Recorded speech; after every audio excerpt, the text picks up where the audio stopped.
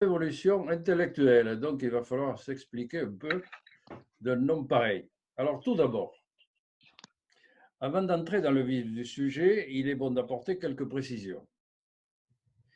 En premier lieu, il est de fait que je ne m'adresse pas à n'importe quel public. Les personnes qui participent à une de mes conférences ou qui vont sur mon blog sont en majorité des personnes qui sont ou seront dans une activité de coaching et d'accompagnement. Donc, mon discours se situe essentiellement dans une orientation de développement personnel et exclut toute connotation partisane, politique, religieuse ou autre. Et nous n'avons ici aucun clocher à défendre, comme des petits soldats. L'objectif est simplement d'apporter quelques idées destinées à entraîner des réflexions pouvant permettre à chacun de se conforter dans son action d'après son propre jugement.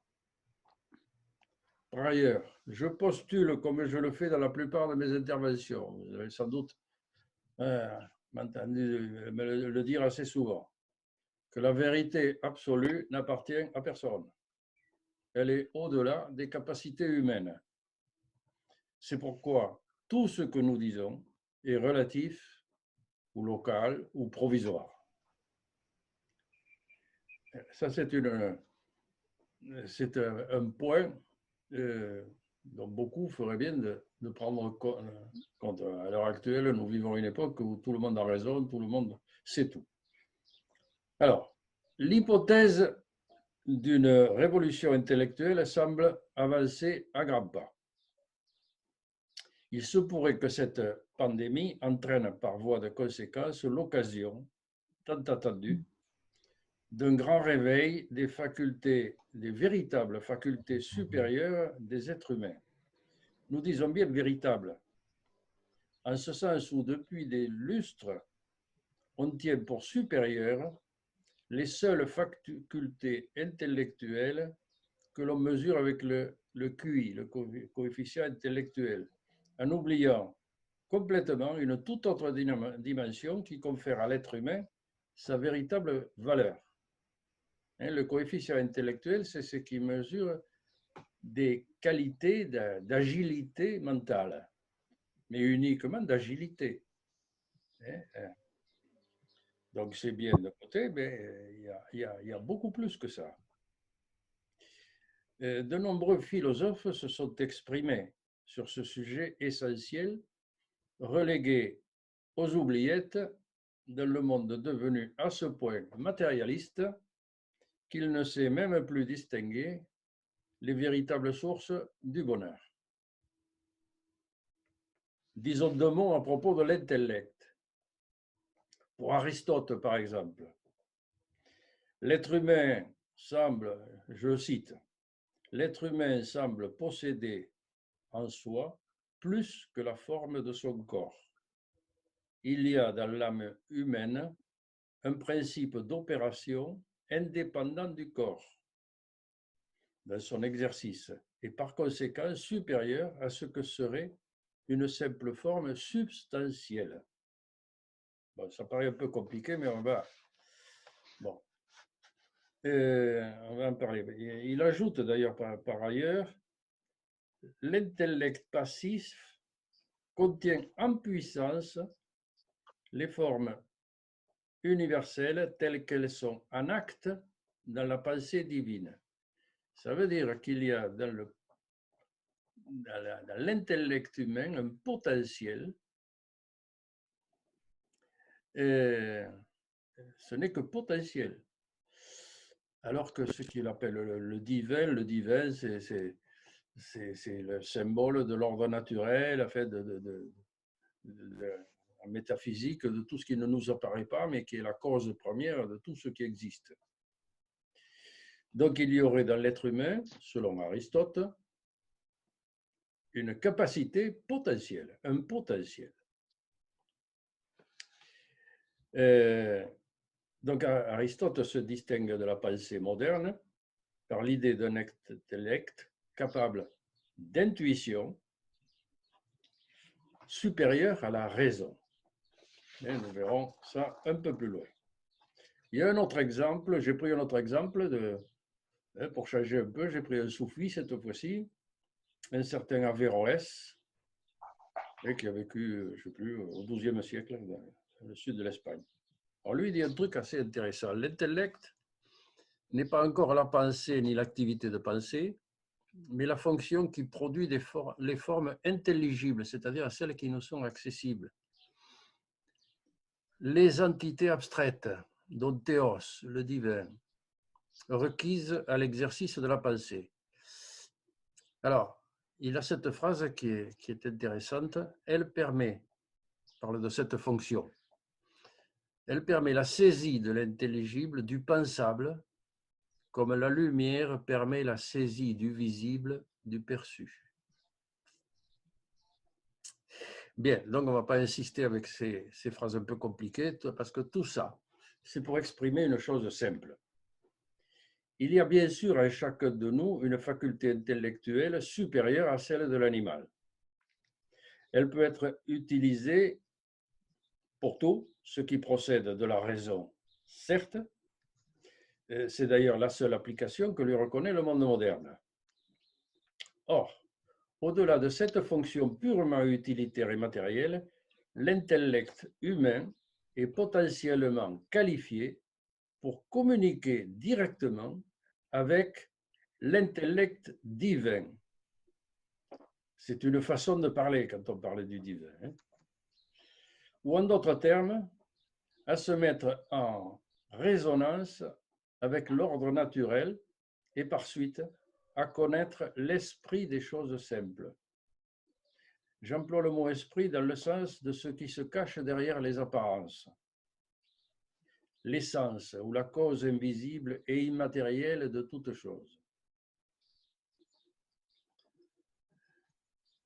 Cet esprit des choses simples, donc tout ça est entre guillemets en italique bien sûr. Vous savez, quand on aborde la métaphysique, on manque de mots.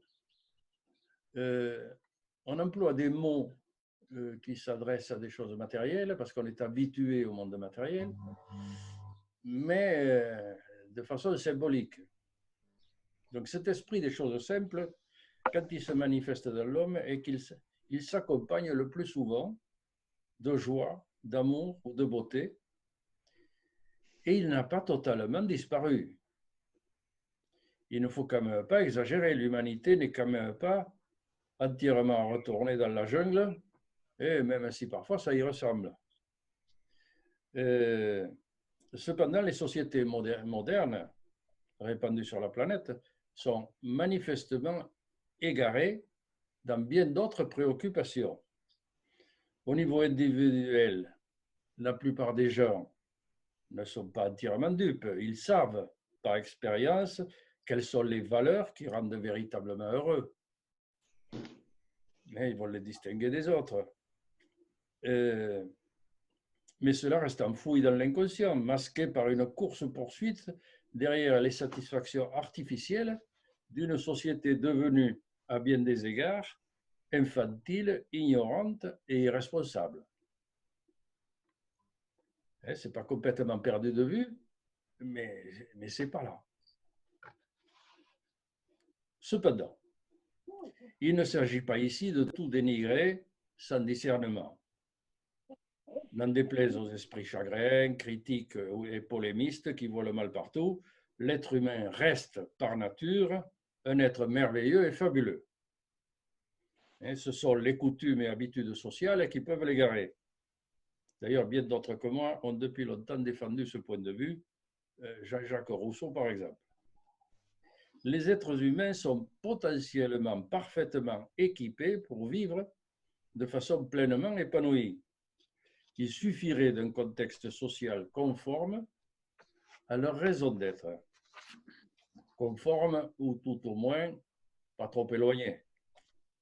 Il y a sans doute de très nombreuses possibilités d'adaptation de cette conformité à une société quelconque. Il suffirait simplement de réfléchir dans le bon sens. Ce n'est certes pas encore à l'ordre du jour. mais ça pourrait venir plus vite qu'on l'imagine. Ce n'est pas faire preuve d'angélisme d'envisager la possibilité d'un sursaut de la conscience de l'humanité à un moment particulier de son histoire,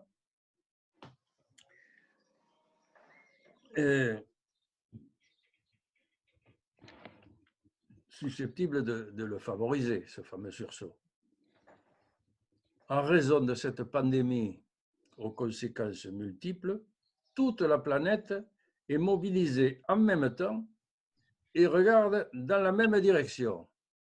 C'est inédit.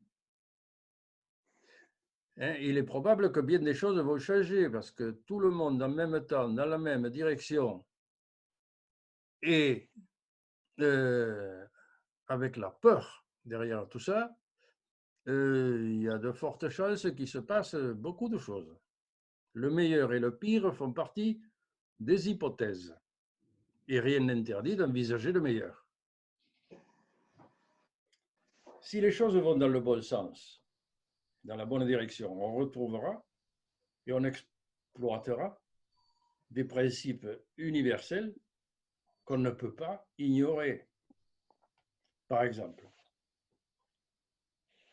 on sait que de façon générale, ce qui rassemble est bon, ce qui divise est mauvais. Pour s'en convaincre, il suffit de réaliser comment l'enthousiasme à rassembler les hommes autour de grands projets tels que la construction des cathédrales ou la construction de la tour Eiffel ou même le fait d'être allé sur la Lune. Et on peut voir ce qu'il en est advenu de ce rassemblement. De même, comment ne pas voir les horribles méfaits des frontières, des statuts sociaux et autres catégorisations divisantes qui sont toutes sources de conflits. Une société normale respecterait ce genre de principes qui devraient tomber sous le sens naturellement, sans même avoir besoin de réfléchir. À partir du moment où l'on a réalisé que tout est un et interdépendant, ce qui divise ou qui sépare est forcément un contre-nature. Mais cette unicité de tout ce qui existe constitue aussi un autre grand principe de l'ordre naturel, dont l'oubli entraîne toutes sortes de confusions. On en vient à des illusions de séparativité, un peu comme si ma main gauche se sentait rigoureusement étrangère à ma main droite. Aujourd'hui, il est évident que l'humanité est dans son ensemble configurée de façon anormale et constitue une véritable anomalie au regard de l'ordre naturel. Comme je l'ai souvent exprimé, cela ne peut pas durer toujours. L'ordre naturel tolère les anomalies, mais jusqu'à une certaine limite. Quand trop, c'est trop, il faudra bien que ce qui est à l'envers soit remis à l'endroit. Un iceberg se retourne brusquement quand, après des siècles d'existence, le haut est devenu plus lourd que le bas. Et ceci, de gré ou de force. Si c'est de bon gré, les générations futures réaliseront une progressive restauration de la normalité. Si c'est de force, ce sera tout simplement cataclysmique. Alors on sait bien que ces divisions contre nature ne sont pas d'aujourd'hui et prolifèrent depuis la préhistoire. On pourrait alors se demander en quoi les sociétés actuelles seraient sur le point de franchir le seuil de tolérance. Plusieurs remarques peuvent être apportées à ce sujet. La première consiste à réaliser que quelques millénaires représentent bien peu de choses par rapport à l'existence de l'humanité. On remarquera ensuite que les sociétés traditionnelles ont progressivement disparu. Je veux parler de ces sociétés qui faisaient constamment référence à l'invisible dans leur quotidien par l'intermédiaire de religions ou de coutumes. Constamment, il y avait une relation à l'invisible. Même si au cours des siècles, ces religions se sont le plus souvent égarées en superstitions ou en baudieuseries accessoires, il n'en reste pas moins qu'elles ont permis de maintenir tant bien que mal une relation indispensable entre l'intellect humain et l'intellect universel.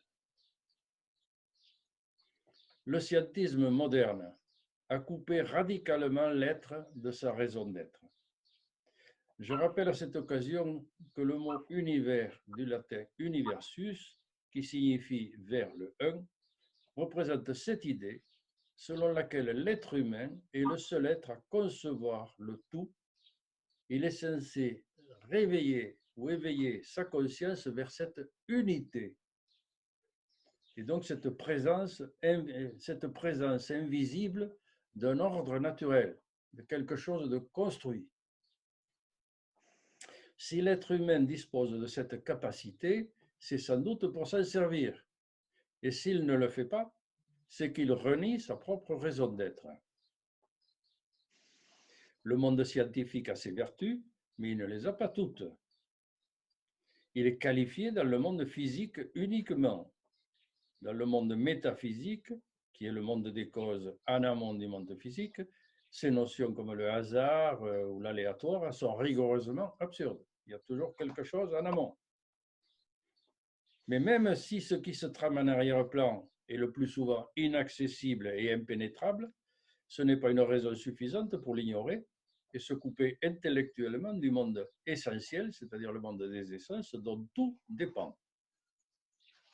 Or, notre société vit ainsi depuis bien longtemps. Comme nous venons de le voir, l'absence de spiritualité constitue une transgression fondamentale pour l'être humain. Les communications qui se sont facilitées sur toute la planète et répandues partout, elles ont répandu un esprit anti-traditionnel. Les religions se sont appauvries dans tous les sens du terme. Elles se sont souvent empoussiérées ou déformées au point d'être rejetées purement et simplement. Mais le plus grave, c'est que la spiritualité elle-même s'est trouvée rejetée par la même occasion. Or, ce n'est pas la même chose. La religion, c'est un moyen, un outil de liaison parmi d'autres, comme son nom l'indique, du latin religare, relier. La spiritualité, c'est la relation elle-même de l'être avec sa propre réalité immatérielle et profonde. Il y a les religions, certes, de façon imagée bien souvent, font cette représentation, mais il y a d'autres approches qui ne sont pas des approches religieuses, comme le zen ou autre, le yoga. Ils vont dans cette direction, cette relation entre soi et le monde métaphysique. André Malraux, ce ministre de Gaulle, avait eu cette pensée devenue célèbre à l'époque et qui peut sembler prophétique aujourd'hui. Le 21e siècle sera spirituel ou ne sera pas. Spirituel ou mystique, ça dépend de ceux qui rapportent cette phrase. Bien d'autres ont également perçu le glissement de notre société vers une issue de ce genre, qui semble indiquer que ce n'est pas possible. Où il y a de la spiritualité, où l'être humain retrouve sa véritable nature, où il sera détruit. C'est un contre-nature. Ces 10 dernières années, en particulier, sont éloquentes, sans entrer dans les détails, qui devraient être évidents pour tout individu doué de simple raison. On assiste à une montée généralisée de mal-être qui se cherche toutes sortes de justifications extérieures. C'est la faute de ceci, c'est cela, c'est ceci, c'est cela. Or, ce faisant, on se trompe d'ennemi. Le mal n'est pas dehors, il est dedans. Pourtant, quand l'absence de spiritualité débouche sur un mal-être, ce serait plutôt bon signe. Mais encore faudrait-il le réaliser et comprendre le signal. Bien sûr que l'absence de spiritualité entraîne un mal-être. C'est un contre-nature.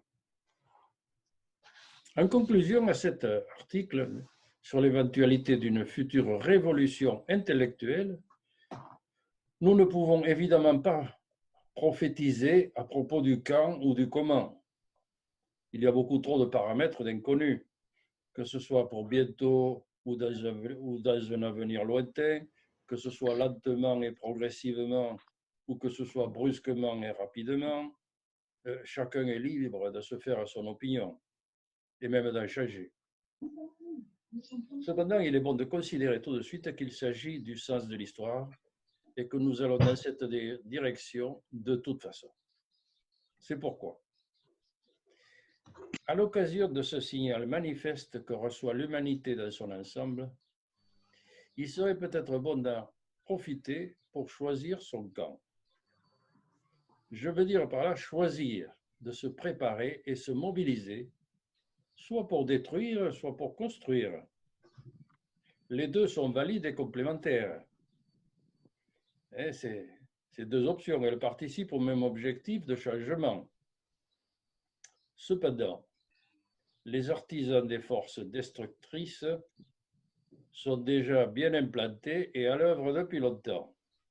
Il n'est peut-être pas indispensable d'en rajouter, ni de s'associer aux clameurs ambiantes, comme des machines déréglées qui répètent sans fin le rejet de la société actuelle ou qui plaident en faveur de pseudo-solutions héritées du passé qui sont précisément en partie responsables du monde d'aujourd'hui. On ne met pas le vin nouveau dans de vieilles outres, disait Jésus. La révolution intellectuelle qui participera à la restauration d'une société normale ne pourra s'appuyer que sur des idées nouvelles, neuves. Ces idées seront appropriées au monde à venir, certes, mais aussi ce seront des idées nouvelles à tout point conformes aux exigences des principes fondamentaux et éternels de l'ordre naturel. Parmi ces principes présidera de toute évidence ce qui fait que l'être humain est un être particulier, un être d'amour, capable de communiquer avec l'invisible et de converser avec les dieux, comme disaient les Grecs du temps de la mythologie. Pour terminer, et c'est là l'objectif de tout mon discours, je m'adresse à vous toutes et à vous tous qui vous êtes donné pour mission d'accompagner les autres, pour vous dire que votre responsabilité a pris désormais une importance déterminante. Souvenons-nous de cette phrase de Confucius. Plutôt que maudire l'obscurité, mieux vaut allumer une chandelle. Ceux qui maudissent l'obscurité sont suffisamment nombreux, ils n'ont pas besoin de vous. D'ailleurs, ils finiront sans doute par se dévorer entre eux. Par contre, il faudrait que celles et ceux qui sont susceptibles d'allumer ici et là une chandelle s'y mettent sans tarder et avec enthousiasme.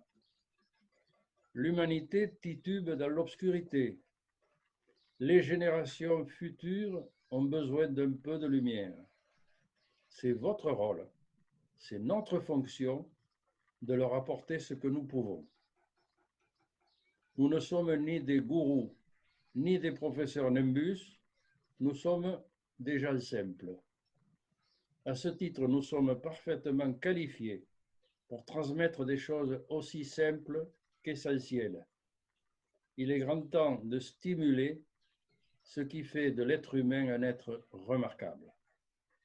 Il est grand temps que se répande enfin une influence de simple bon sens, orientée sur ce qui procure joie, amour et espérance. J'en ai terminé. Alors maintenant, je vous donne la parole pour que, ici et là, il y ait quelques réflexions pour alimenter un peu cette réunion. Mais enfin, on entend Charline. Oui, eh bien déjà, merci Henri pour cette intervention et cette heure-là que vous nous offrez avec nous, c'est merveilleux. Comment dire? Ben, je rejoins en fait tout ce que vous mentionnez, hein, de toute façon. Et vous avez parlé à un moment donné de mission, bah, comment dire, qu'on a chacun d'entre nous qui sommes ici présents, à guider en fait, à orienter les autres vers des choses simples. Voilà. Et je voulais mettre, comment dire, l'accent dessus, c'est que vous avez parlé à un moment donné des personnes qui étaient, je résume hein, avec mes mots, mais qui étaient ouvertes à ça, ouvertes au changement, comme s'il y avait une flamme à l'intérieur, et d'autres qui sont fermées et qui se boufferont entre eux. C'est un peu ça? Oui, je l'ai exprimé. Voilà. Du coup, moi j'ai une question, comme je suis déjà installée depuis 2 ans, comment, comment dire, comment faire passer le mot et comment trier rapidement et le voir. Peut-être vous avez des astuces ou comment dire, comme vous avez l'expérience là-dedans, voir justement ou ressentir cette flamme pour pas perdre notre temps et puis pour orienter. Je ne sais pas si vous captez un petit peu ce que je veux dire. Je capte ce que tu dis. D'accord. Il semblerait que ta question porte sur comment s'y prendre et quoi Oui, faire. oui, c'est ça, oui. Comment s'y prendre, quoi faire et surtout Ça, euh, ça ressemble à tri. ce que disaient les apôtres à Jésus en lui disant tu nous envoies au milieu des loups, on ne sait pas quoi leur dire. Ah oui, voilà, Ni quoi faire. c'est un peu Bon, ça. Oui, voilà, je ne sais pas si c'est une bonne question pour les c'est une personnes. excellente question. Bon, mais très bien alors. Si ça sert à tout le monde, c'est La parfait. réponse est beaucoup plus simple. D'accord. Bon, Jésus, lui, il avait répondu, laissez aller, le Saint-Esprit parlera à votre place. D'accord. Ok. Bon, quelque chose dans ce sens. C'est un peu la même chose que j'ai envie de vous transmettre. Quand je parle de choses simples, d'abord, la première partie de la question consistait de choisir, trier les gens, etc. Non, tout le monde. Tout le monde? Oui. Tout le monde sait bien quelque part, même si c'est peu conscient pour certaines personnes, c'est bien quelque chose qui a au fond, euh, par exemple, je l'ai écrit dans mon bouquin au début, je le fais systématiquement quand les personnes, d'ailleurs j'ai dû le faire à certaines personnes d'entre vous, qui viennent me voir pour la première fois. Et je leur fais une sorte de comédie, une question piège, et en leur disant, si vous étiez morte depuis des siècles et qu'il y a quelque chose écrit sur votre tombe, qu'est-ce que vous souhaiteriez? Et quel genre de femme ou quel genre d'homme c'était? Un épitaphe. Alors les gens tournent en rond avec cette question. Il y a des gens plus ou moins ouverts à la spiritualité, d'autres qui sont complètement égarés et fermés. Je le fais systématiquement à tout le monde sans choisir et tout le temps. Même si ce n'est pas immédiat pour certaines personnes, c'est immédiat, pour d'autres ça tourne en rond, mais la personne vient toujours et a une réponse du style « ce fut un homme généreux » ou « ce fut une femme qui a fait le bien aux autres », des trucs comme ça. Toujours. 100% des cas. Ça veut dire que je ne choisis pas. Le dernier des salauds répondra quand même dans cette direction. Et ça signifie qu'il n'y a pas à choisir. Et tout le monde. Et qui plus est, compte tenu de mon grand âge et d'une certaine ancienneté, je peux comparer. Il y a des sujets comme ce que je viens d'exposer là maintenant. Je n'aurais jamais pu exposer ça il y a 20 ou 30 ans. Les gens m'auraient regardé bizarrement. Aujourd'hui, tout le monde est ouvert à ces sujets. Le mal-être ambiant dont j'ai parlé tout à l'heure, c'est parce qu'il y a quelque chose qui ne va plus. Et les personnes se tournent, mais ils ne savent pas se tourner où. Autrement dit, ils vont se tourner sur des contestations de toutes sortes. Vous avez eu le mouvement des Gilets jaunes, vous avez eu ceci, dans le monde entier, il y a des trucs, il y a des machins. Personne n'est content de rien, on discute de tout, on hurle. Parce qu'il y a zéro spiritualité. Personne n'est susceptible de se prendre en charge tout seul, c'est toujours, etc. Mais les gens sont mal. Et c'est normal qu'ils soient mal. Qu'on aboutisse, ça c'est une société où les gens sont mal. Euh, et, et un discours des choses simples, quand je parle des choses simples, je veux parler des choses, on n'a quand même pas perdu de vue. Vous les connaissez, ces choses simples. Ce Le sont, rire, la joie, ce sont des passer évidences. un bon moment avec la Euh, famille. mais par exemple, le plaisir, le travail bien fait, mais où on fait quelque chose pour quelqu'un, ça fait partie des plus grandes joies qu'on puisse éprouver, etc. Ce sont des choses très simples, de simple bon sens. Mais plutôt que d'aller suivre des personnes qui vont vous embarquer dans des trucs, et alors c'est ceci, on ne m'a pas fait cela, et on ceci, on cela, puis les théories des complots, des machines, je ne sortir plus. Non, votre rôle n'est pas d'aller les enfoncer encore plus. Votre rôle, c'est de les ramener, etc. Et puis un plus un, vous ferez partie de ceux qui allument des chandelles. Mais c'est l'heure de choisir son camp. Voilà, y a-t-il d'autres remarques ou questions? Alors, Henri, Oui, c'est Corinne qui oui, parle. je te vois, je te vois. Et je te vois très Nous, bien. ça fait depuis, je t'ai connue en 97, Oui, ça fait un bail. ça fait un bon moment, oui. Et en fait, avec tout le parcours que j'ai fait jusqu'à maintenant, j'ai enfin réussi à m'installer et à offrir mes massages pour le bien-être des personnes. Oui. En fait, ce qui ressort de ça, Fermez les micros, les autres, Ah, parce qu'on entend toutes sortes de trucs. oui, Reprends, Corinne. voilà. Fais des Donc en massages. fait, moi, je donne un peu mon exemple et le fait d'avoir cherché pendant toutes ces dernières années comment faire le bien-être des gens, comment leur parler, comment. Et en fait, Oui, je me suis rendu compte que c'était simplement par mon exemple de vie, ma façon absolument. d'être. Voilà, c'était juste ma façon d'être et j'attire les gens qui sont vraiment attirés par comment je vis. Et Absolument. voilà, c'est un Euh, constat et c'est une remarque parfaitement bienvenue, parce que prêcher avec de longs discours, c'est une chose, mais prêcher par l'exemple, c'est beaucoup plus efficace. Donner envie à d'autres d'en faire autant.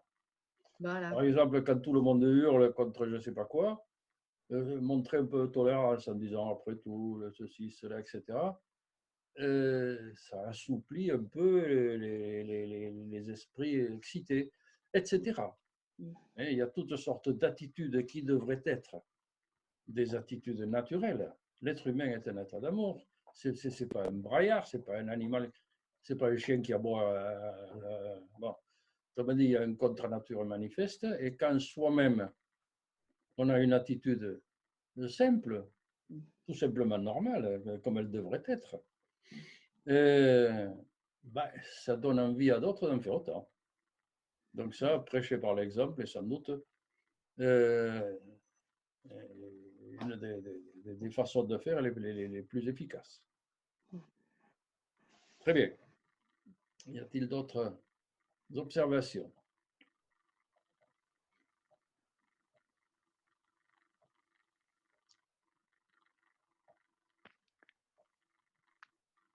C'est Marine qui a envie de dire quelque chose, je la vois. Elle a un sourire qui en dit long. Non, non, non, mais c'est très bien ce que tu. Enfin, je te remercie pour ton intervention. Bon, je vous le partage parce que ça fait partie de mon travail que j'ai mis en place pendant le confinement. Et donc, j'ai fait un tableau de visualisation créatrice dans mon appartement, Oui, une grande nappe. Et donc, l'onglet à gauche, le carré que j'ai choisi, c'est justement transmettre et enseigner les joies de la vie. Donc, j'ai mis oui, plein de photos avec des enfants où je transmets l'art de faire des gâteaux, faire leur potager. Et donc, du coup, voilà, ce que tu dis, ça clôture bien en fait tout ce que j'ai lu ou regardé. Et puis, comme voilà, j'adore les formations que je fais auprès de toi parce que c'est un bon guide vers la spiritualité. Du coup, je te remercie parce que tout ça, ça m'a amené à cheminer jusque-là aussi. magnifique, parce que tu viens de parler des plaisirs de la vie et tu as choisi les gâteaux ou faire du potager. Et dans les deux Oui, oui. cas, Enfin, j'ai choisi la couture, j'ai choisi la musique, le la yoga, couture, enfin, le théâtre, j'ai choisi plein de des choses. choses simples. Parce qu'aujourd'hui, les gens se sentent bien s'ils vont faire des trucs extraordinaires. Et s'ils Mm. vont faire 3 fois le tour du monde, ou je ne sais quoi. Avec cette sortie de confinement, on leur dit 100 km, alors ils sont désespérés parce qu'ils ne peuvent pas Ouais. aller, qui sait où. Ouais, autour de soi, il y a quand même, bon, il ne manque pas de choses qui ont de l'intérêt. Bon, Oui.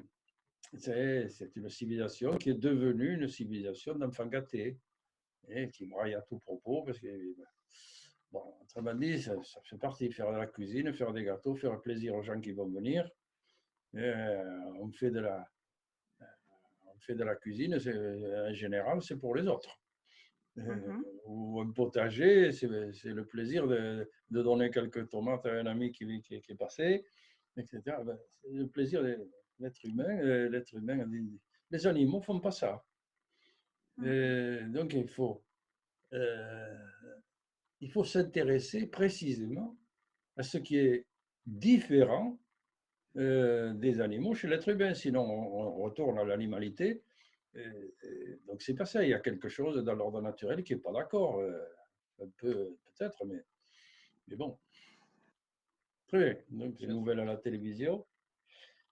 Et le commentateur, qui était Jean-Jacques Bourdin d'ailleurs, non, c'était pas lui, quelqu'un d'autre, disait qu'il y avait des personnes, on rencontrait de plus en plus de personnes qui commençaient à regretter le confinement. À partir du moment où on déconfine. Et ils appelaient ça le syndrome de la cabane. C'est-à-dire qu'on on finit par être bien entre soi et soi, et on n'a pas envie d'aller beaucoup plus loin. Mm. Bon. Donc, retrouver un certain goût pour les choses simples. Et moi, je me rappelle que quand je suis venu habiter définitivement ici à Audressein, j'habitais Toulouse, et j'étais seul. Et pendant un temps, je méditais, je gérais un peu. Et je me suis mis à parler aux arbres et à les caresser, à toucher les fruits sans les cueillir, leur parler, etc. J'étais en train de réaliser que la vie qui circule dans les plantes, ben, c'est la même que celle qui circule en moi. Et je me rapprochais doucement de cette union, de cette unité, où on sent une présence invisible, quelque chose d'autre. Et quand on parle de spiritualité, ce sont des choses simples, des choses comme ça. Après, donc le jardinage, bien sûr. Les Voltaire, il faut cultiver votre jardin.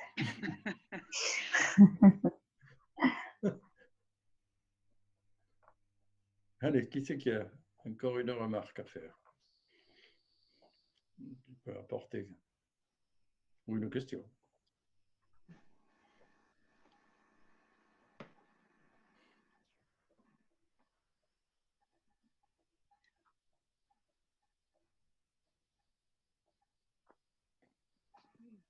Sinon, on va interrompre. On va peut-être. Excusez-moi, j'arrivais pas à remettre le micro. Hein? J'arrivais pas à remettre le micro. Ça rejoint un peu la première question qu'il y a eu sur le comment faire, parce que je trouve que les gens lambda sont de plus en plus dans un obscurantisme total, alimenté par tout ce qu'ils voient à la télé. Et j'entends des trucs, par exemple, ma belle-mère qui est infirmière, donc elle s'est pris tout ça à plein pot, évidemment, ça a été compliqué. Oui, mais le vaccin, c'est la seule solution. La peur, j'avais envoyé un truc comme quoi la peur, ça faisait baisser les défenses du système immunitaire. Mais ça, c'est prouvé par la science, dans les neurosciences, on le voit très bien. Et donc, elle renvoie, oui, mais non, la peur, c'est ce qui permet de résister. Et voilà, enfin, les gens, ils ont tellement un masque que voilà, comment semer des graines, c'est vraiment hyper difficile. Donc, Oui, comme tu dis, il y a de plus en plus de gens ouverts, je le vois très bien. Moi, ça fait 15 ans que je suis dans tout ça. Donc, il y a 15 ans, je passais pour une illuminée. Aujourd'hui, il y a quand même pas mal de gens avec qui je peux discuter. Pour autant, avec ces personnes-là qui me sont proches, je vois pas comment faire, en fait. C'est chiant. mais il y a au fond de chacun, euh, il y a ce qu'il est par nature, ce qu'elle est par nature. Autrement dit, les choses, elles y sont. Elles sont obscurcies, certes, mais ce n'est pas les gens qui sont obscurs. C'est un obscurcissement de notre civilisation. Euh, donc les peurs, les trucs, les choses qu'on répète. On est arrivé, j'ai parlé du scientisme. Le scientisme, c'est terrible. C'est la nouvelle religion, le scientisme. On ne croit que ce que les professeurs Nimbus ont dit. On ne croit plus à l'invisible. On ne croit plus à l'immatériel. Et toutes les sciences sont des sciences physiques. Autrement dit, elles ne sont nullement qualifiées pour la métaphysique, c'est-à-dire pour les causes de la physique. Les choses. Donc, le scientisme a amené une pensée généralisée dans tout le peuple. Et tout le monde ne croit, ne s'intéresse que. Alors, on va regarder les processus à l'heure actuelle, c'est d'ordre médical. Alors, tout le monde va s'intéresser au virus, au truc, au machin, etc., en perdant complètement de vue autre chose.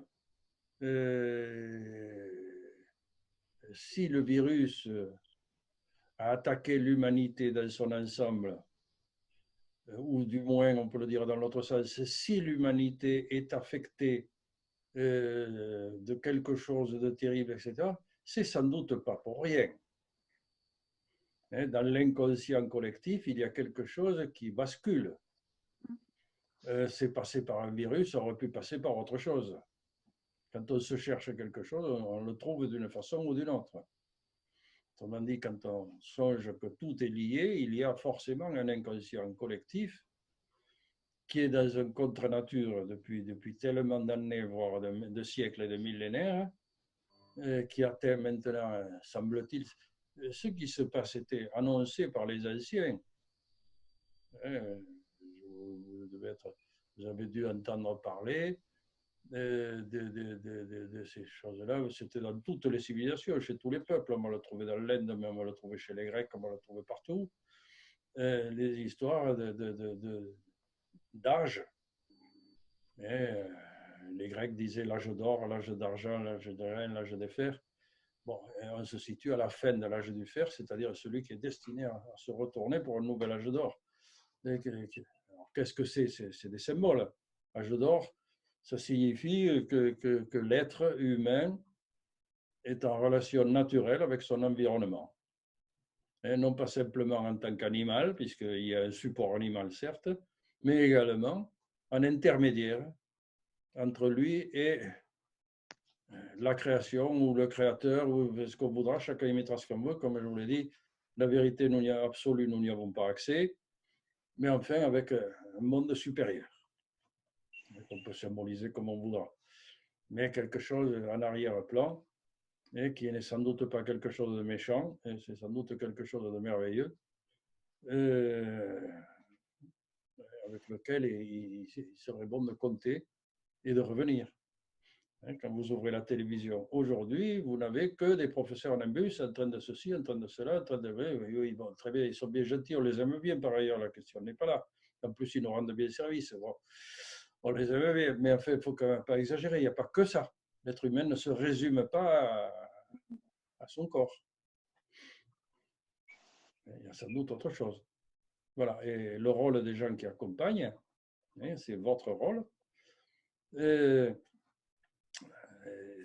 C'est d'éveiller sur autre chose, d'autres capacités, d'autres qualités, autres que simplement corporelles ou animales. Il y a plus que ça dans l'être humain. Si c'est faire des gâteaux à ses enfants, oui, les animaux aussi, ils donnent des choses à leurs petits. Il n'y a pas que ça. Il y a plus que ça. Et L'important, c'est au moins de se poser la question. Après, on y répond, on voit, mais que les questions soient posées. Bien souvent, quand on se demande comment intervenir auprès des uns et des autres, mais par des questions, ça suffit.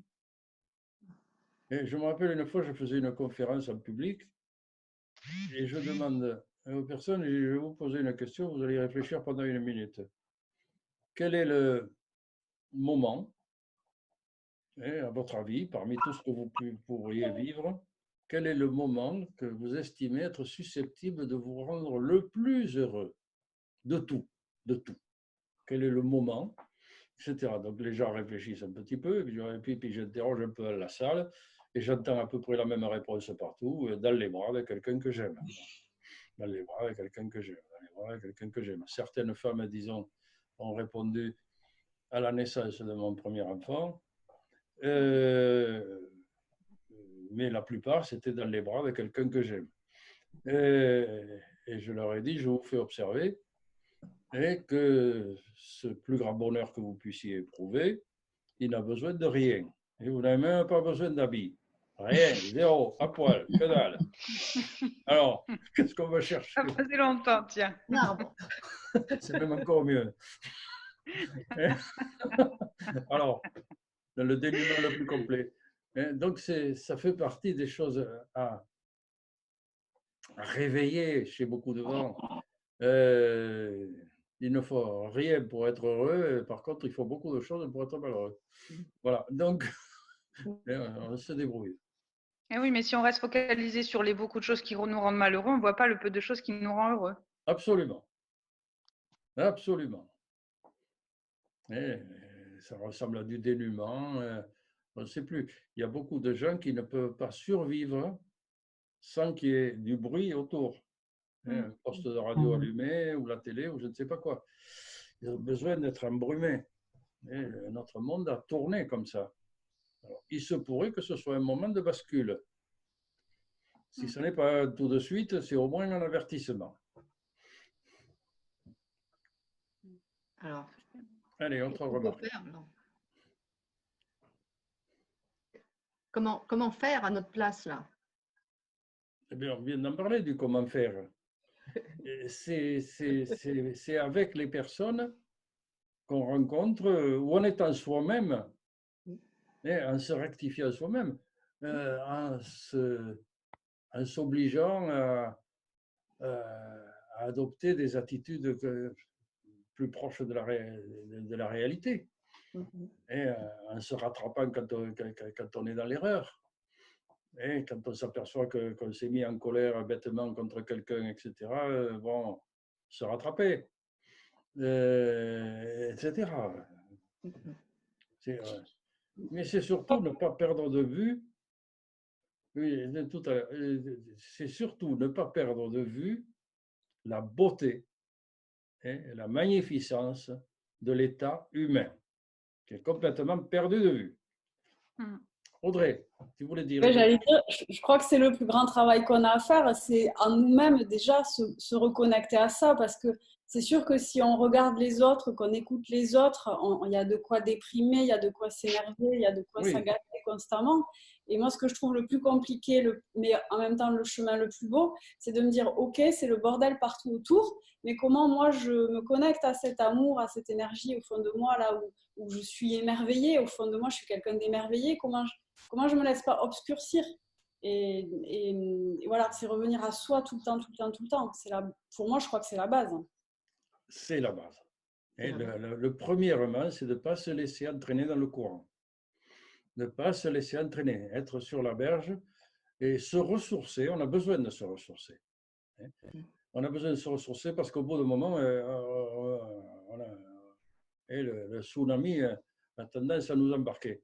Et on a besoin de se ressourcer. C'est pour ça que des réunions de ce genre, des choses comme ça, tout ce que vous ferez vous-même, de votre côté, etc., il y a besoin de les ressourcer. Les personnes, on ne les voit pas qu'une fois, elles reviennent, etc. Et bien souvent, on perd le fil. Il faut y revenir, y revenir. Les religions ont toujours fait ça. Et les amener à de la spiritualité, non pas des religions forcément, mais encore que, Et encore que les religions n'ont pas perdu de leur qualité. Au contraire, ça serait le moment mais seulement il faudrait les dépoussiérer. Parce qu'il y a tout un tas d'imbécilités qui se sont surajoutées, des trucs, des machins dans toutes les religions. Et ça a tourné court. Il faut le dépoussiérer et retrouver l'essentiel derrière les représentations, les trucs, les machins, etc. Mais bon, l'important, c'est d'inviter, de faire en sorte que les gens se prennent en main eux-mêmes et qu'ils n'attendent pas tout de qui c'est quoi. Qu'ils se prennent en main eux-mêmes et surtout qu'ils pensent par eux-mêmes.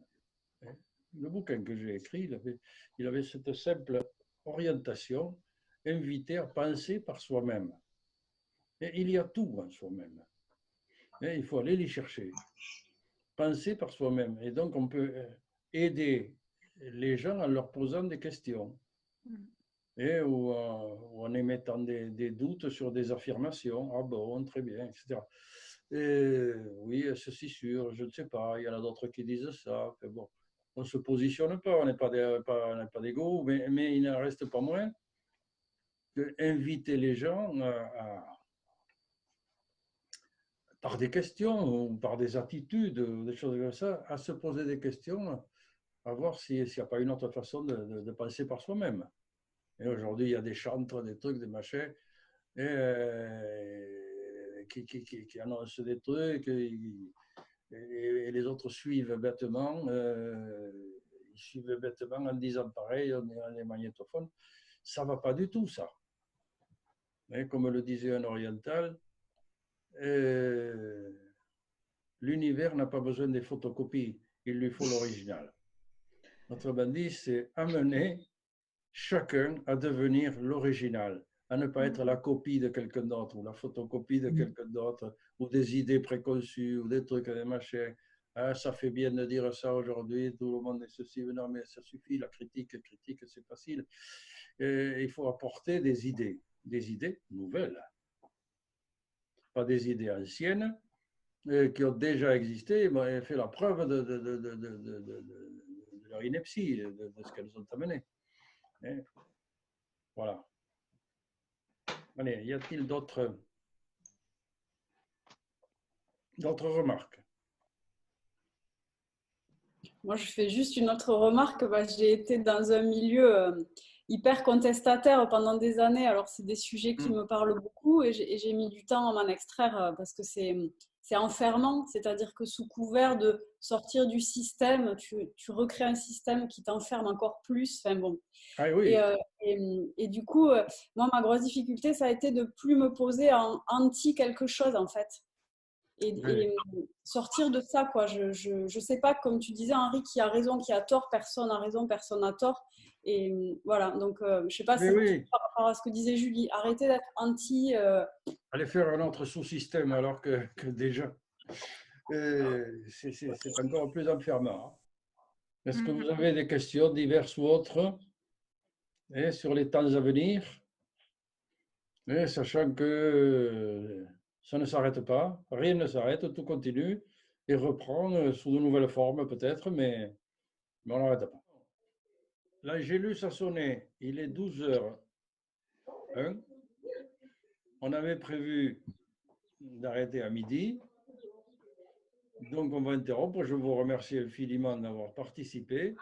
Merci à vous tous. D'après ce que j'ai compris, vous étiez 21, ce qui est un nombre qui représente la majorité, donc c'est bien. C'est une première, mais ce n'est pas une dernière. Alors, bisous à tout le monde. Bisous. Gros bisous, Henri. Merci, Henri. Bisous à tous.